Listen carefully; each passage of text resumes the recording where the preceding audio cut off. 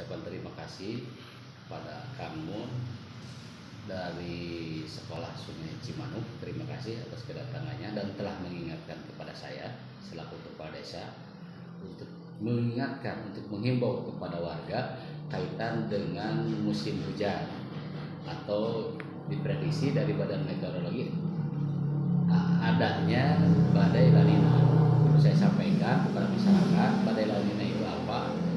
Curah hujan yang dianggap berlebihan di suatu daerah disertai dengan angin kencang. Untuk itu, melalui forum ini atau medsos ini saya sampaikan untuk selalu berhati-hati dan waspada dalam beraktivitas. Ketika turun hujan lebat atau curah hujan tinggi, jangan berlindung di bawah reklame atau pohon karena hujannya disertai angin kencang. Selain itu, biasa kalau musim hujan adanya longsor, adanya banjir. Hati-hati semua. Jangan sampai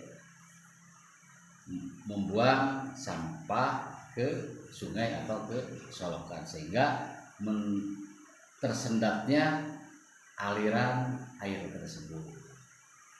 Selain itu kan insya Allah melalui Pak Kadus, Pak RW, juga saya sampaikan melalui forum-forum pengajian. Karena di Desa Sukalila setiap lingkungan selalu rutin pengajian insya Allah. Selain melalui WA dan sebagainya lain. Sekali lagi terima kasih Kak atas kedatangannya, telah mengingatkan kepada kami.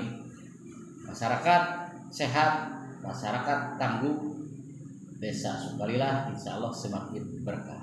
Assalamualaikum warahmatullahi wabarakatuh. Waalaikumsalam warahmatullahi wabarakatuh. Demikian laporan langsung dari Desa Sukalila, Kecamatan Sukaresmi tentang sosialisasi kesiapsiagaan dan kewaspadaan bencana, yang mana kita berdoa mudah-mudahan bencana tidak terjadi khususnya di Desa Sukalila, Kecamatan Sukaresmi.